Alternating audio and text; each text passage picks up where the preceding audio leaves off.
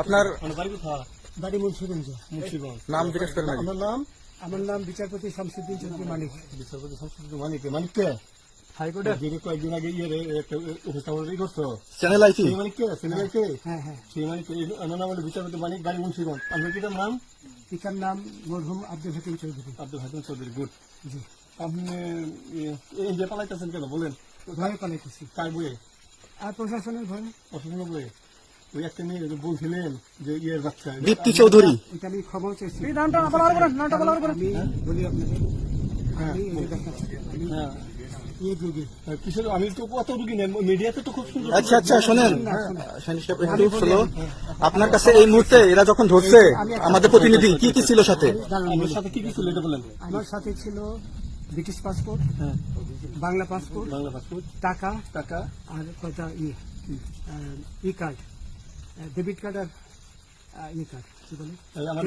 আচ্ছা, কালকে যে টাকাগুলো ছিল আজকে কোনো টাকা ছিল সাথে? আজকে ছিল না, আজকে যে কত 40 বাংলাগুলা। হ্যাঁ 40,000 টাকা আজকে হ্যাঁ আজকে যেটা কয় টাকা ছিল?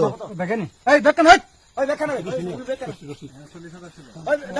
40,000 টাকা ছিল।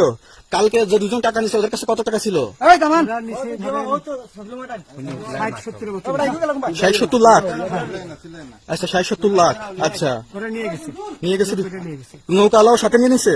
নৌকালা এবং ওই লোক দুইজন সাথে একসাথে নিছে? না, ওই দুই ছোকরা নিছে।